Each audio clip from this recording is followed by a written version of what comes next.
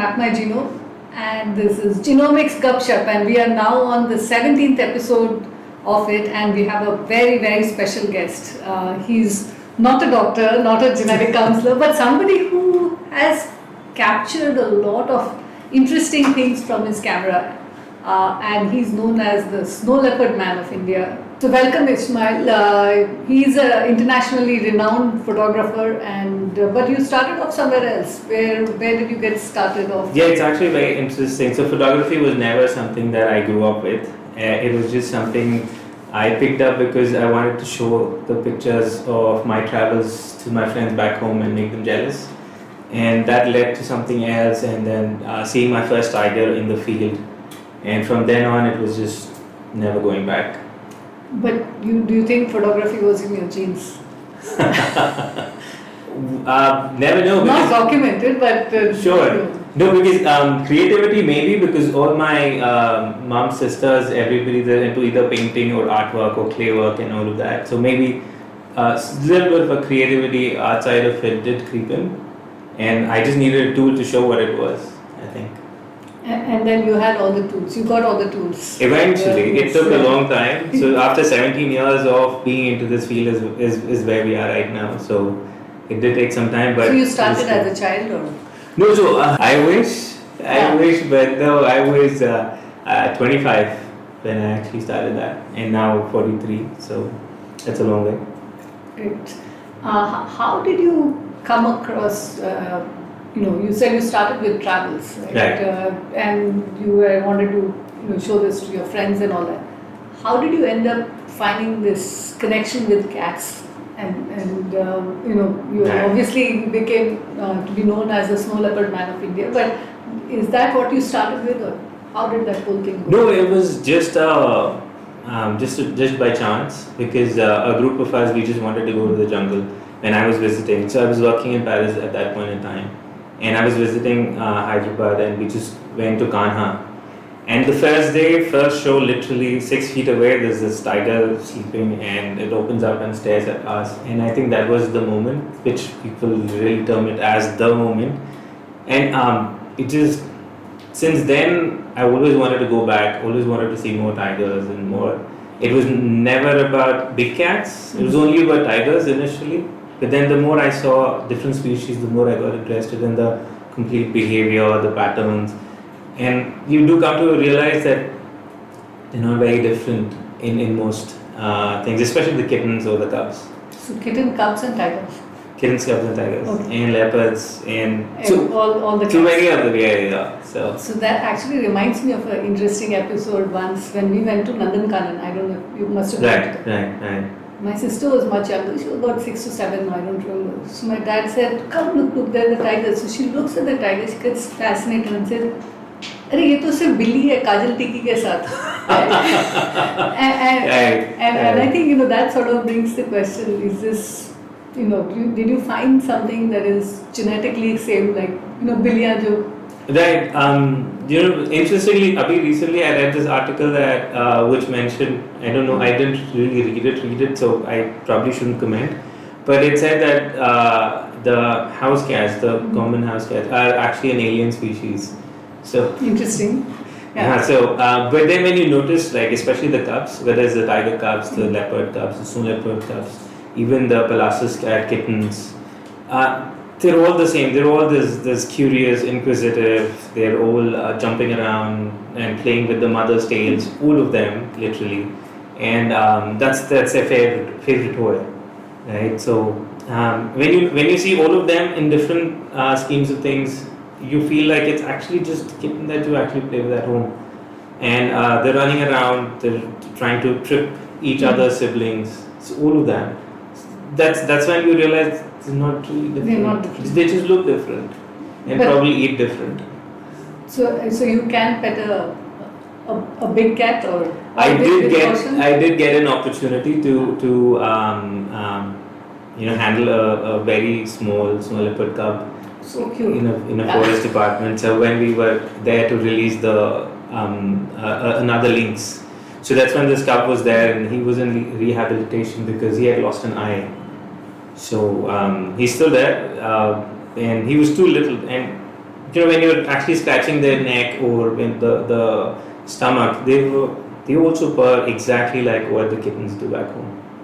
You can feel those vibrations coming out, and they're just rubbing. They're trying to rub themselves on you. All of that. It's very, very, very synonymous to these. So where you can see nature in its finest form, then I guess. Sure. Yeah. That's what is very interesting. Genetically, now that we're here in Mapmygenome, snow leopards are more closely related to tigers than leopards. Okay. But they don't have stripes. They just don't have, they lost their stripes. Yeah, I mean something happened somewhere, yeah. right? So, and not the leopards. I mean, as a layman, you would expect snow leopards to be closely related to the leopards, even though they're from the same Panthera scientific genus. But they're not. They're more closely related to the tigers. And now, in the recent times, we've got to know that snow leopards themselves have 3 variations now. And one is the north, extreme north, which is the Altai regions. The second is the central region. Third is the western, which is India and Himalayas and Pakistan and Tajikistan. So for the average person like me, you're saying a snow leopard is closer to a tiger, right? But Right. is there something else? Like why is it called a snow leopard? Is it only because it lives in the snow, or is there something beyond? So No, if the I tiger think had it's- went to the snow. It's as simple as that, because they're found in snow. And for the longest time, we didn't see them in the wild. It was, I think, in 1974 or 76 is when we actually got the first picture of a snow leopard in the wild. Otherwise, yeah. And they're like whitish color. Interestingly, again, right? So the genes, how they play their part is really amazing, because they adapt to the color of the surroundings. So if like in Indian Himalayas, you have them like a little bit of an off-white, and in Mongolian area they're a little more whiter, but in some like so the snow leopards, they're also found in Gobi Desert. Wow. Right. Okay. So they're a little darker and not just off-white. They're a little darker than off-white. So they merge completely into the environment. So in fact, the picture that I took in 2017, right? So you can see that if there's snow, and even if you see patches of the color of the snow leopard, it still merges like brilliantly with the background. That's interesting, because I think we were that there was this movie or a documentary, right? Where I can understand if the snow leopard is sort of merges with the environment. Right. But there was this documentary that talked about the tiger that is completely. So what is that story? Right. Maybe you can explain better than I do. So it's a new series by the BBC, and Sir David Attenborough was the one. I hope I'm pronouncing his name right. So it's all about color, right? So we sometimes used to wonder initially, why is tiger orange and green? It's easily detectable. It's Mapmygenome colors, that's it. That's a good one. So the whole scientific theory behind it is that certain species cannot see certain colors, right? So for the deer, the orange, they cannot see orange, which is why they merge in the environment. So as long as the tiger is sitting still, the deer will never get to know that there's a tiger there. And that's what helps them come so close to the tiger. And as humans, we see all those colors, right? So we're sometimes wondering, "Arey, picture to hai," types. But for them, as long as they're not moving, there's nothing there. But I think then the deers get a different sense of like motion and other things are. Sure, the smell. Yeah, smell. And Which is why if you noticed all big cats, or for that matter, I'm sure even the other wild cats, they go, they play with the direction of the wind. They face the wind on them while they're going up to hunt, because then they don't want their smell to travel up towards the prey. So same thing we've noticed in tiger, same thing I've seen, even recorded in snow leopards, exactly same thing with leopards. So these are all instinctive things which nature has taught them, right? So they are the those warriors of their own field, right? The predators is raw word, but literally the warriors of their own arena, right? So they are armed for it, they are prepared for it, they're physically built for it, and they have the senses which actually enhance their chances of hunting and surviving. So I guess there is this whole saying, right, the survival of the fittest. So you've actually Sure. seen that in the... Absolutely. I mean, the stronger genes is always the predominant genes, and that is how when they reproduce. So they even the mother wants to produce stronger kids, which is why I don't know how true it is, but even with the tigers, when the mother gives birth to a white tiger, supposedly, I'm not too sure of it. So, but she doesn't let the cub survive because she knows that the chances of that cub surviving in the wild are very weak. So either nature takes care of itself, or Sure. or the mother is doing it. Or the mother is, because if you think of it from a logistics perspective, right? If she knows that this cub is not going to survive, she doesn't want to spend her energies and that food, which might not come in handy, but on the contrary, it will help the others become much stronger. Optimizing their Resources. Sure. So tell us a little bit about some of your travels in Mongolia and various other interesting places that you've been to. No, it's Mongolia has been one of my favorite places, no doubt about it. And so I had gone there to photograph Pelas's cats.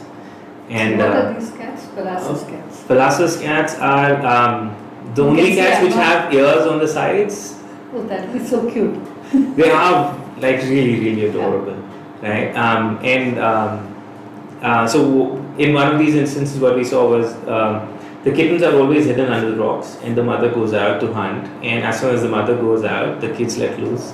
Right? They're running around everywhere. Just like humans. Sure.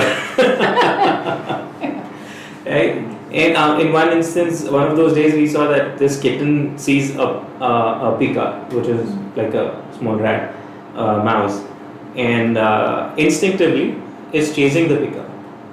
And the pika is like, I think it just feels like it's had enough, stops, turns around, and looks at the Pelas's kitten.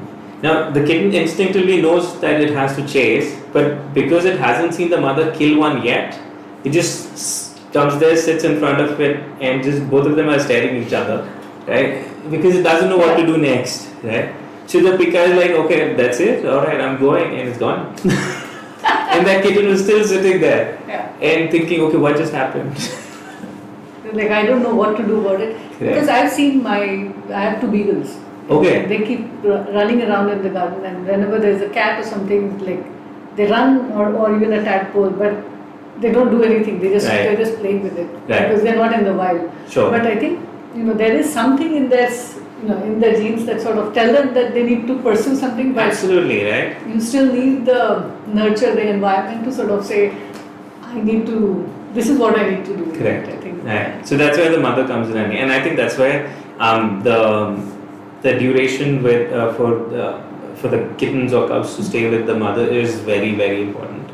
The snow leopards stay with the mother for 2 years, and I feel personally, is my personal opinion, is also because it's the terrains that the snow leopard travels.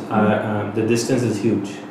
Right? One of the snow leopards that was collared in Mongolia, it had a distance of around 1,000 square kilometers. 1,000 square 1,000 square kilometers. Multiple countries. No, it did take quite a bit of a time, but then it went all around. And they are actually not that slow, even though they might look like heavy, bulky, but it's mainly the fur that is covering them completely and making them completely oblivious to the cold. Right? But how did you survive there? Don't ask. Yeah. The not so good part of going on these expeditions is the wearing and removing of your clothes. There's so many layers, you just don't want to get in it. But another thing that actually piqued my interest in Mongolia was, the famous myth about Genghis Khan being the father of 70% of the world's population. Yes. So I was like, is this actually true? I mean, did anybody even do the research on this? And I was like, all right, that's some man out there. So that's what got you excited? Or that did, yeah. I mean, I was like, okay, I really need to do that. And the locals, I mean, they have their own telltales about it, right? So that's why when you talk to them, they're like, all the Khans, they're all his generation. And because the Germans couldn't pronounce Khans with the epiglottis, they made it Khan, so that's Kahn. So they have their own theories on how wherever he went, he left his mark of sorts. Right? So I was like, okay, that's. So you wanted to see if that mark was there in you, not? Yeah. I mean, I just wanted to know how true it is, and eventually it turned out to be not that true. Yeah, I mean, I think he had some, he couldn't do, I don't think he could reproduce that much. Sure, I mean, that would have been like superhuman, right? Yeah. But so that was one of the things. Then another thing that really brought me to even think of trying it was another friend who had gotten it done in the US. So he was from Uzbek and Iran and Northern Africa, and then a bit of India and a little bit of Southeast Asia as well. So that was the first ever genealogy map, or if that's the term to use, map that I've seen. And I was blown away. I was like, what? Really? Is this how it works? And I was like, okay, I need to get it done sometime or the other. Yeah, I think that's one of the things that people don't realize, that we are actually 99.9% alike. But what is fascinating is that your genes can tell you where your ancestors have been, which maybe you never heard those stories beyond a few generations, right? Absolutely. I think my parents told me about 7 generations. Wow. But that's about how much I know, right? Yeah. I mean, I obviously won't know beyond that. Yeah. And I think that's the thing, right? But now we have access to something like genetics that helps us to sort of say where did we actually make the whole migration from. Right. So now you told us that you were not a descendant of Genghis Khan. But no, thankfully not. So what did you? Is that something you would like to talk about, or I mean, it's up Sure. I mean, absolutely. I mean, because it's very interesting that even though majority of how do I put it? The family. I mean, we've all been in South India, either Karnataka or in erstwhile Hyderabad.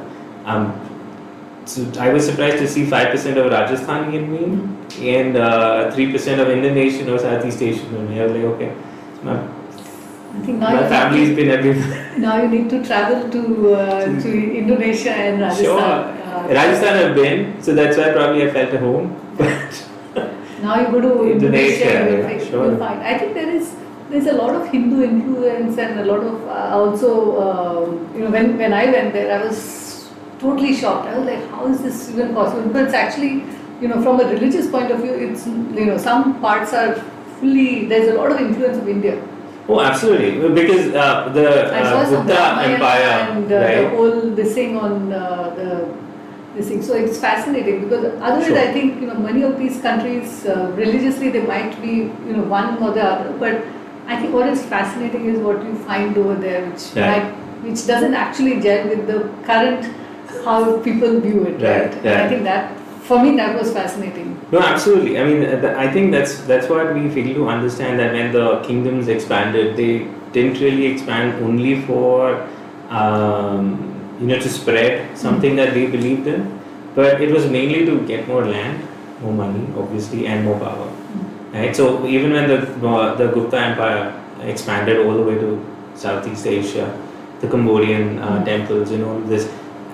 I mean, it's amazing how, where all we've been and how we eventually end up being who we are, and how every little thing, when you actually get to understand, makes so much of a difference. Correct. Right. In fact, I had a question for you as well. So, genes, right? Do they remember what all you've been through, I mean, even without taking into account your ancestors, right? Even what you've been doing from when you were born till now. Do they actually remember everything that you've been up to, or? I wouldn't say everything, but there is a lot of things that you can find if you actually do an understanding of your genes.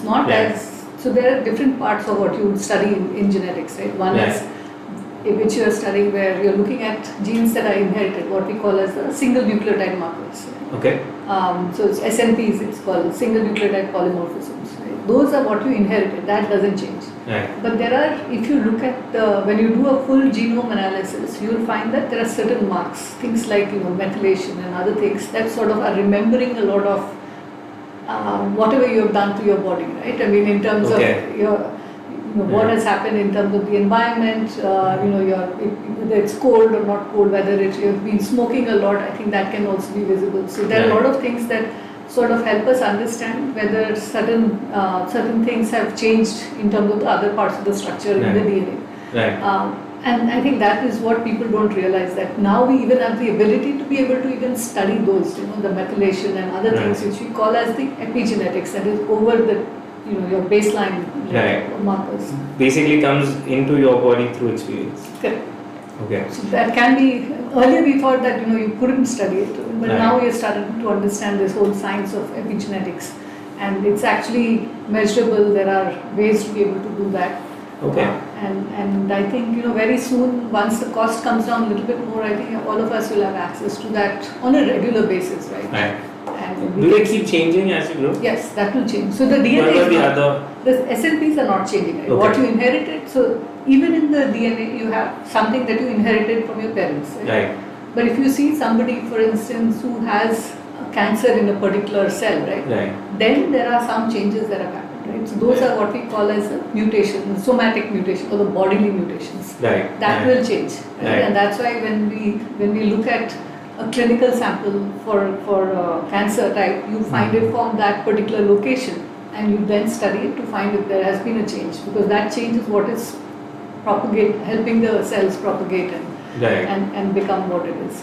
But what I'm talking about, the methylation and others, are where there are certain groups that get attached over there in terms of, and it helps to express the genes better or not, right? So you might see that some people will be doing exactly the same things. They might even have the same genetic disease, but based on what they've done in the past, it's also like what they've nurtured really, right? So now you can even study nurture, what you've done.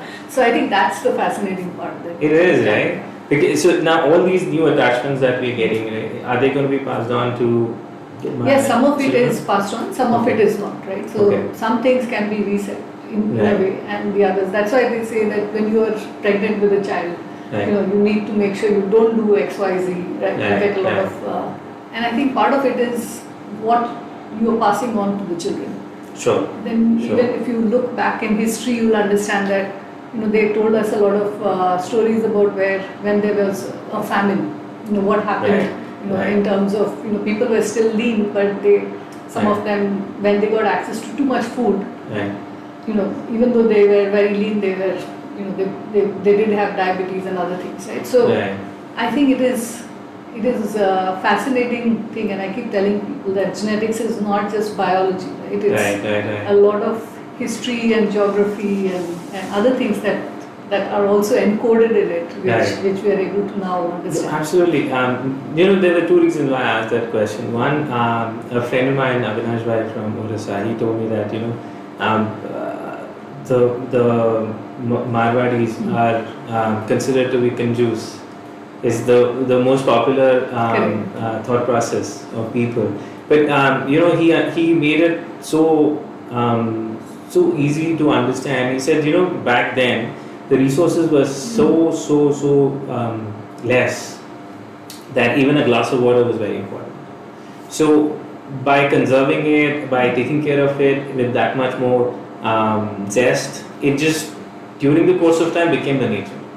So it's not that they are, it's just that it was the need of the hour back then, and it just kept passing on, and I think diluted now. So I think that's, I'm a Marwadi also, so I will, so that makes good sense to ask you the question. Yeah, so I actually make this comment in a few presentations where I say, I start off saying, okay, I'm a Marwadi. That's good enough, right? People will understand, what happened to my genes and this thing. Right, But what was interesting about the whole Marwadi-ness, or even now, I think if you look at Gujarati or whatever, anywhere where there has been a problem in terms of your natural resources or anything else. Right. Just like you were mentioning about famine. Correct. Yeah. So in the case of Rajasthan and other places, people had to leave, because the environment was so harsh that Right. people leave. Right. When they leave, they created communities, right? Right. So if you look at a lot of, you'll find Marwadis in pretty much every part of the country, and Sure. you'll find that they are a close-knit society. Right. Same thing with the Gujarati community or the Sure. Sindhi community. Right. And these are interesting things because they've come out of their comfort zone, if you will, Right. because of lack of resources or anything else. And they Sure. come out, they find comfort in knowing each other. It's like when we all go to the US or somewhere else, we Right. find other Right. Indians that we find comfort in. Right. And that's Right. the network we created. But I think with the Marwadis and others, what happened with the community was they helped each other, and that Right. became a process, right? Like Right. you help Right. someone settle in, you help someone do Sure. that, you Sure. lend them money when they need it, or you do things like that, and it sort of is a continuous, right? Right. Right. And I think that's a fascinating part about. No, absolutely. Right. So that's when he mentioned. I think this was 2014 when he had spoken about it. But since then, it's just been afresh in my mind, and I was always like, that's when you start thinking differently, because now you know the reason sort of the behind crux it, of it, yeah. right? And so that was one. The second reason was how you recollect things when you're doing something right now. So when excuse me, when Dad used to walk in wherever in a park or whatever, so I would try to keep my foot wherever he would lift his. Copying him. Yeah, right. Yeah. And now when I'm doing the expeditions, that's exactly what we do with our guests. We tell them, just Copy step yourself. on where we're stepping, because we know where we're stepping. So they're not aware of the terrain. It's snow. There's a lot of snow, and 1.5 to 2 feet of snow. You might slip, you might fall, you might come across something, loose stones or pebbles. So so I think not the first or second year, but somewhere down the third, fourth year, I realized, wait, I've been doing this so long ago, Yes. right? And then I did a mountaineering course in 2008 when I had no clue about what I'm going to do with my life. So That came in handy. That came in handy, Yeah. right? So now everything I recollect, whatever was learned, and sometimes it just happens that you're in a situation and you're like, oh wait, that's her, I told me I had to do this, things like that. And hopefully I don't intend to utilize the skill that one of our principals had told us at the HMI Institute. He said, when you get caught in an avalanche, how do you know which way is up? Give it a shot. Wherever you are not, I guess, you have to get out of. Then you in and spit. out. So the spit goes down towards gravity. Ah. So you go the other way. Oh, wow. Yeah, no, I So simple remember. things, Yeah. right? So I mean, and then you recollect everything when you're on field, and then you feel like, okay, wait, did I even forget it to begin with? So that was why I, categorically asked, whether you remember everything that you do These are throughout your things life. that you'll have to you know that gravity works, but you might not think about it at that time. Right? And it's so simple. Yeah. It is so simple. Even underwater, when you're disoriented, you just let the bubbles go, and then the bubbles go up. You just follow the bubbles up. Yeah. So there's the whole, you obviously don't go to a Himalayan expedition if you are not interested or Sure. But Sure. I think it's also what they teach you over there that comes into handy. So nature nurturing. Absolutely. Yeah. And it's all a tight knit thing, because without you learning from nature, you cannot nurture your own self. At least that's what I've felt on the field, right? Everything that we are actually capable of doing and overcoming right now is because somewhere or the other in the chain of things, we did refer to nature to learn and grow from it. So do you think photography is what percent nurture and what percent nature? Like what we started with, right? So I'm probably one of the first people in my whole family who's probably touched a camera, a DSLR to begin with, and I'm self-taught. But the creativity part of it, I'm not sure. That's something that I even tell. So when I'm addressing students in any of these schools, I tell them, whenever you go to learn photography, learn how to use the camera, not the thought process of the person teaching you, because that's his or her thought process. And you have your own unique thought process, so make use of it. But learn your tools. because that is what is going to help you achieve what you want to achieve. And I think you should let it be as it is, because everybody has a different thought process, and of course you can grow your skill, but some of them are really gifted by itself. So I don't know how that works. That's the nature part of the. Sure. But they say, right, a picture is worth 1,000 words. Right. But I think some pictures are worth a bigger story, right? Absolutely. in some ways. Absolutely. Especially if you try to understand where all it's come from. So for me, if I'm taking a picture right now, it's 17 years of work that is coming into play for that one picture, because instinctively, or thought process, or being in the field that often, so that you understand how you handle your gear and how you handle yourself while you're doing it. But I mean, I know a couple of people who, from day one were like, wow, what a brilliant picture. The thought process was clear, and even for Udbhav, when he's framing a picture, he doesn't really need to do anything else, but just take it and that's it. So. But so I'm sure when you go on vacations, you must be the person that everyone hands their phone and say, photo please, Lena. They do, so I just keep it in my pocket, because I say I shoot only wild. Yeah. So they did once, after that they did. They stopped doing that. They don't want to use their phones. But yeah. So far we've been talking a lot about like cats and nature and nurture and ancestry, and that we found out very sadly or happily that you're not from I'm Genghis content. I'm content with my 82% South Indian roots. So yeah, sure. Yeah. So, would you be, do you think that you would like to also understand how it impacts your health in terms of? No, absolutely. In fact, the third reason why I also wanted to have a look-see into this was because all my grandparents and my dad's sister and so all of them actually passed away because of cancer. And because it's been there in 3 generations and I'm the 4th, so the chances are supposedly predominantly very high. So that's another thing. But then I was very skeptical of, I still am, frankly, because your lifestyle actually changes. With the change in lifestyle, a lot of things change in you, right? So I think, the purpose is not to tell you this is how you're going to die, right? I mean, sure. and I think, a lot of people have this misconception that that's what we are trying to do. So I think, like you very rightly said, nothing is like, it's basically a guide, right? So we tell that, when you look at a Google Maps, it basically tells you, आज यहाँ पे कुछ गड़बड़ है, go from the other direction, right? I mean, you find an alternate path. It's about doing that, right? It's about saying that if I have a risk, which means that the probability of me getting that, if I did all the wrong things, is higher, as opposed to if I did the right things, right? So I think it's more about helping people to understand the alternative paths to good health, right? It is not to tell that, you're going to get. So for instance, I have a risk for diabetes. I have a very strong family history. When you look at my, and I track my sugars on a regular basis just to see which foods will increase or decrease. And I think today I have one of the, my blood sugars are, very much never has, and I don't take any medication.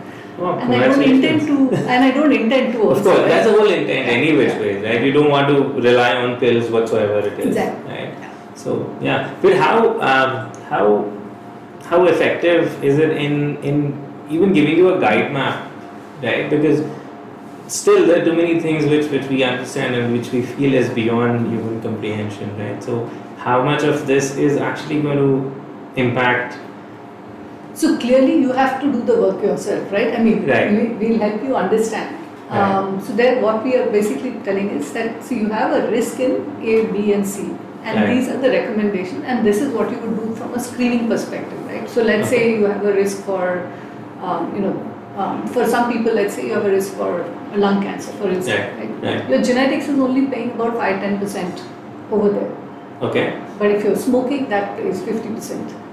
Right, so basically, people forget that so they'll come and tell, I know this one uncle who used to smoke and did this and that and never got it, but there was one other person. Now that's a possibility because depending on what your genes are, someone is at a higher or a lower risk based on that. Sure. But what you're doing is adding on to that risk, right? So it's like probability, you add on, you're adding on these additional risks that are there, that sort of makes you worse.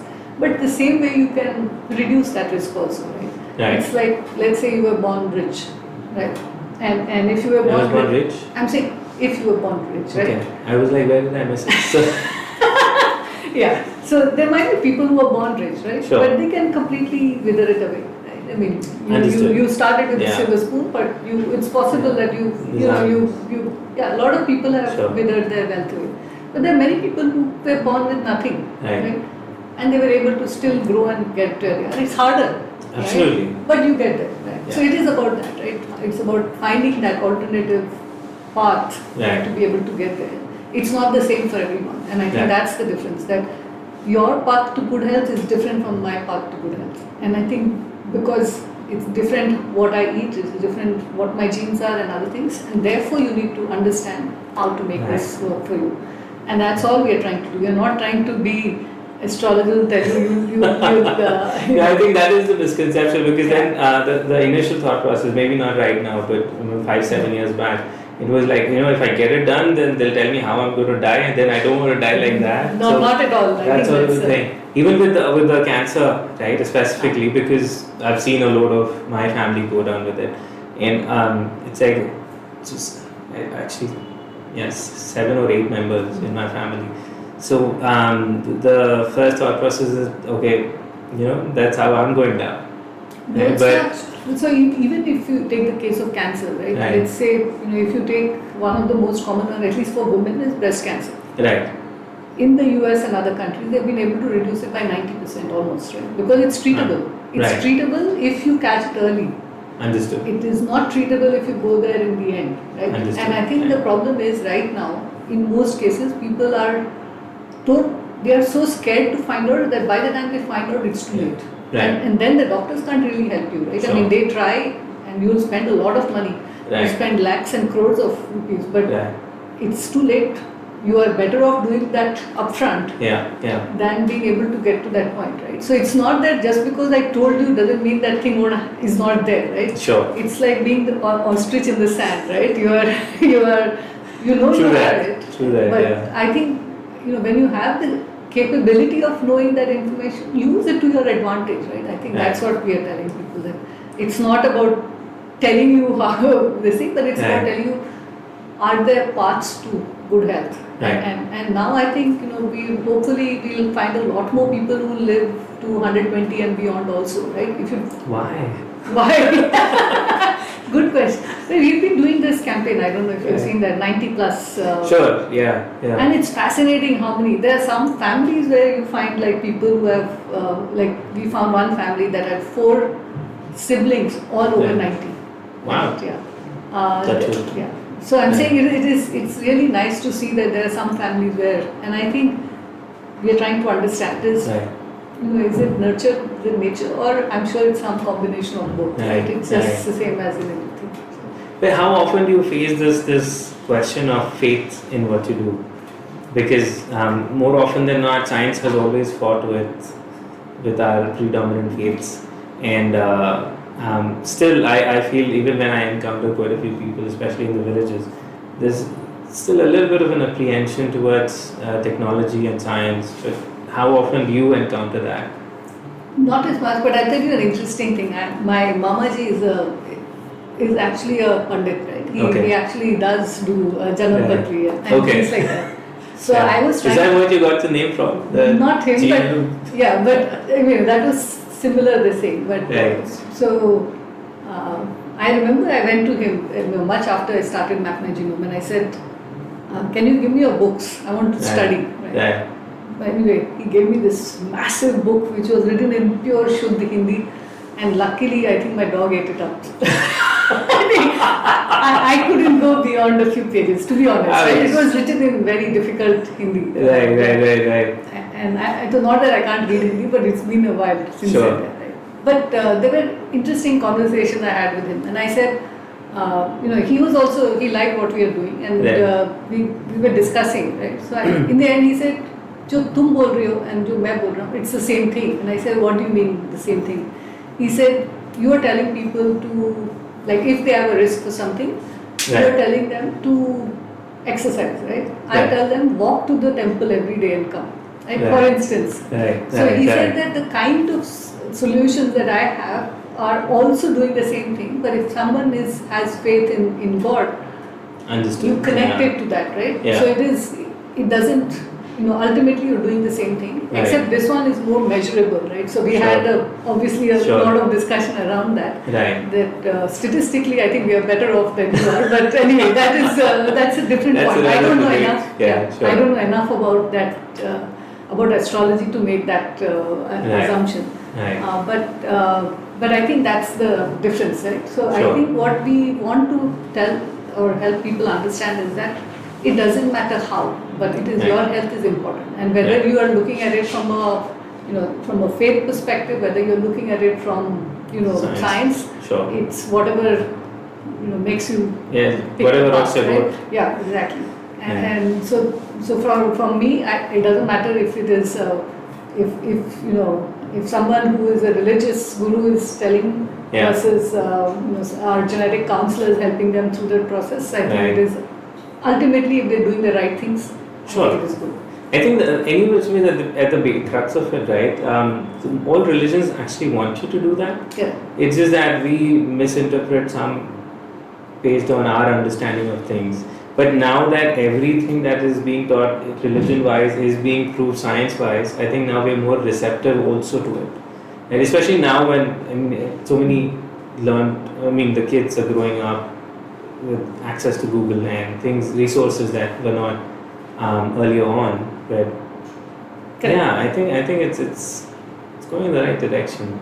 I think we all have to realize that times have changed a little bit, right? But some of the learnings are still the same, right? I mean, we are still human beings, and we still need to do the right things, right? And so many of the things I think ultimately have been viewed in the lens that we have wanted to see it, based on the era that we lived in. And I think now when knowledge is more available, you can view it in the way that you would prefer it to. And I think religion also sort of changes over a period of time, right? And I think so part of that is that yes, it's supposed to not change, but it does change because it depends. Human beings are interpreting it. Right? So I think ultimately it is it is up to us to be able to see what is best for us. And I think it's good, from where we get the knowledge it doesn't matter.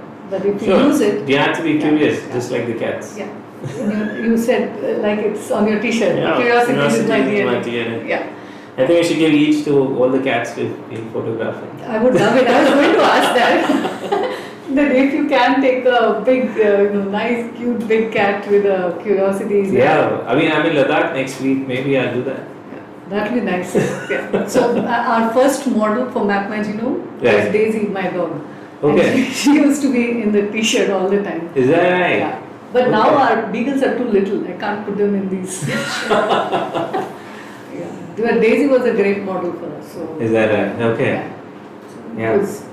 It's really interesting, right? Everything, if you actually circle back to what we started with, right? The cats and the nature and nurture aspect of it. Curiosity is a part of everything, even of what we are right now. It was curiosity that got us the aeroplanes, the tires, the fire, anything and everything. So this is what it is all about, right? I think this was one t-shirt everyone connected with, right? Because we had music is in my DNA, we had fitness is in my DNA. And then curiosity just, well, maybe you have photography in my DNA, that's it. But curiosity is sort of common in most whether it is a creative subject or even a scientific endeavor. Absolutely. It's what drives human beings. I think you finally nailed it. Hopefully we got the right one this time. Hopefully. Something that cats agree and sure. I think even dogs are curious. They just don't. I'm not a dog person, so I'll say no.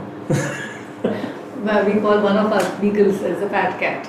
Is that? Oh yeah, okay. So I guess there is some commonality. I try. So another things, right? So I don't know how it works with DNA, but when you're talking, not everybody is a good speaker. No. Does that also that effect also rub on to your generations, or it's just something how you grow up? I think there's a bit of both, right? I mean, it's the same thing, like with singing, with dancing, with many other things. Right. These are, some of it is naturally inbuilt. I remember my brother would often tell me I used to jump around the house when I was a kid. He would keep telling me, why don't you go to a proper dance teacher and learn instead of jumping around the house like this, right? But I never did. Okay. But so that's why I tell people that genes, maybe you have the genes, but if you have not practiced, channelized that, it's not going to make a difference. Like I have the sprint genes, okay, right, which in India are very less because sprint genes, if you know that they use up a lot of energy, right? So when you run fast, you're using a lot more energy, right? And so when you are trying to conserve your energy, when you had less resources, right, then those would not be the best use of your, those genes are not very useful, right? Okay. So as a result, I think most people don't have that. But Okay. it means that, if I actually trained myself, I would have been I was just great. going to say that, yeah. I could have won some medals for India. But I didn't. I think at 50 years it becomes a little bit hard to go and start running, right? But no, I understand, yeah. so I think that is the interesting part, right? Like how do you channelize what you have, your strengths, right? And understand your weaknesses so that you're able to. It's the same thing like when you want to write a competitive exams, you focus on what is your strength. Right, sure. It's the same thing. If you consider life as A being competitive exam, yeah. Or not even a competitive, some exam, when you channelize your strengths. Right. Yeah. And so Udbhav was also mentioning about the bodybuilding scenario, right? So if you know what works for the enhancement Correct. of your muscles, then it actually extrapolates it, or makes you achieve your results faster, or makes you not do something which are not going to help you at all. Correct. And Then so, why would you spend more energy doing that? exactly, right? But how many of the coaches depend on it? Is any dependence on it at all for that matter? There is. Yeah. So I'll give you an example, right? It's not like we are telling people what sport to pick, right? For instance. Right. So I have a niece, she does swimming. Right. And she's been doing it since she was a kid. Right. Long time ago. I think what it helped her was to see if, depending on whether you have the sprint gene or the endurance gene, whether long distance is good for you or shorter distance. Because that will help you perform your best, right?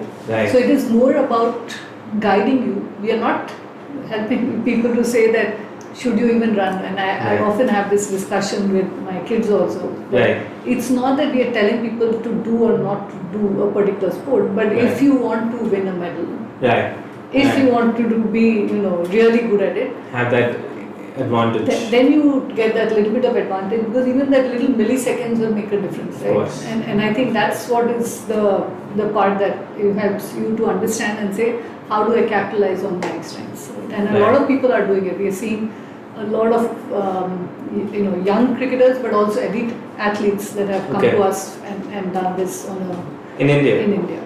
Oh wow! And some of our athletes are Olympic level medalists, but I can't tell who. Okay. Yeah. So I think we did see that this extra information does help. Right. Everybody. Right? It helps them to understand and capitalize on. Right. So like you pointed out earlier, right? If you have a way of knowing what might go right or wrong, you'd rather know that than to go oblivious into it.